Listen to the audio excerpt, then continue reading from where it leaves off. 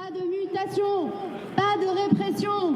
Soutien à nos collègues du Collège République. Jeudi dernier, ça fait juste une semaine que j'ai reçu une lettre recommandée avec... cette lettre recommandée était notée mutation dans l'intérêt du service. C'est tout ce qui était indiqué. Après, il y avait les articles de loi qui sont en lien avec ça. Et à la fin, il était indiqué que je pouvais venir consulter mon dossier. J'irai mardi prochain consulter mon dossier avec quelqu'un de mon syndicat. Je suis syndiquée à Sud Éducation depuis de très très longues années. Vraiment, j'avais aucune indication qui pouvait me permettre de penser que j'allais avoir une sanction quelle qu'elle soit. Pas de répression. Tu n'es pas la seule. Dans le collège, 3 autres personnes ont été victimes de sanctions, dont un jeune. Oui, tout à fait. Les 2 autres ont eu des sanctions qui sont différentes. Il y a deux sanctions de mutation dans l'intérêt du service. Et il y en a une, c'est procédure disciplinaire.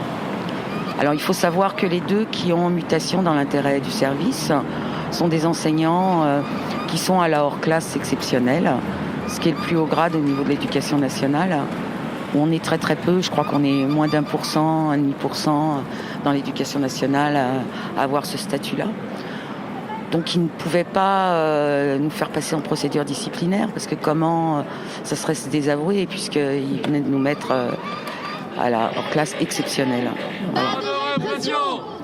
Ah, c'est très dur, ouais. C'est vraiment très dur. Honnêtement, c'est très très dur. Je suis à la fin de ma carrière, moi. Je vais avoir 62 ans au mois de juin. Et voir que là, on me traite de cette manière, je trouve que c'est scandaleux.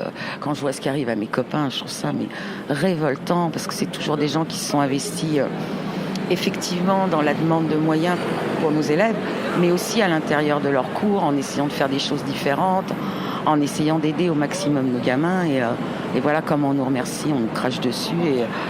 Et voilà, c'est assez dur. C'est vraiment assez dur. Soutien à nos collègues du Collège République. Pas de mutation, pas de répression. Soutien à nos collègues. Cette mutation dans l'intérêt du service, elle est utilisée à des fins de répression syndicale en fait. C'est destiné à faire peur, c'est-à-dire que c'est le but, à mon avis, c'est de dire que voilà, on a le droit d'être syndiqué, mais faut être gentil, il faut pas trop revendiquer, faut pas trop dire la vérité, parce que nous on travaille quand même dans des conditions qui sont particulièrement difficiles. Voilà, dans des conditions qu'elles soient matérielles, qui sont déplorables. Moi, par exemple, j'ai pas assez de chaises pour tous mes élèves dans ma classe. Les chaises sont cassées, le collège est dans un état déplorable. Nous, on a dénoncé ça. Enfin, on dénonce ça depuis des années et des années. On perd les moyens chaque année, on le dénonce, on se bat, on fait grève, on revendique. Et voilà, finalement, ce qu'on récolte, c'est des sanctions de l'administration. Et c'est assez inquiétant actuellement, et même en général, mais particulièrement actuellement, de voir que les syndicalistes peuvent être inquiétés de cette manière. Ça va mettre en rapport avec la loi sur la confiance, la loi Blanquer là, qui est en train de passer. Son premier article, donc la loi commence par dire que les enseignants vont avoir moins de liberté dans leur expression par rapport à l'institution, par rapport à... C'est une manière de muser, c'est une manière de faire taire, de faire peur, de menacer.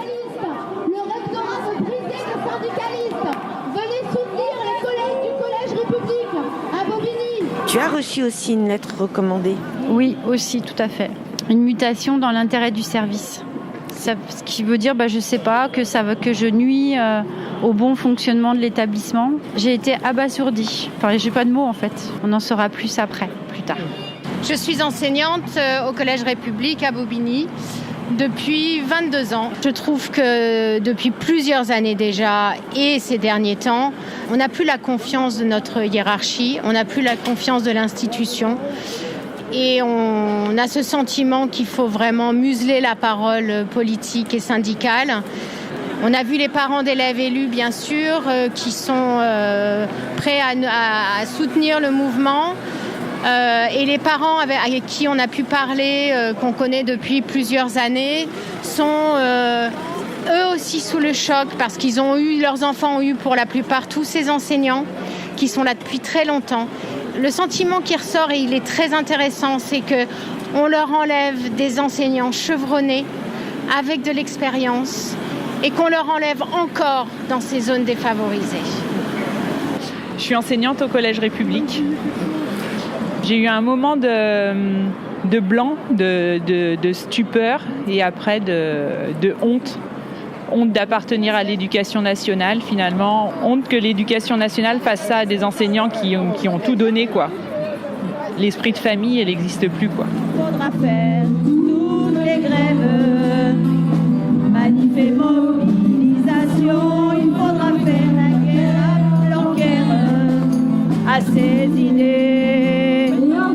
Et ensemble. Aujourd'hui, le 4 avril, c'est la manifestation contre la loi Blanquer. Donc on essaye de montrer que la loi Blanquer, avant même qu'elle ait commencé, elle a commencé.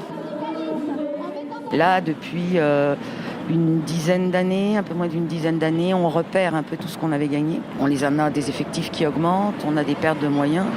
Et c'est vrai que nous, on s'est toujours battu là-dessus. Et je crois que le gouvernement, en agissant comme il le fait là actuellement, vise à nous fermer la bouche et à fermer surtout la bouche des jeunes collègues qui arrivent.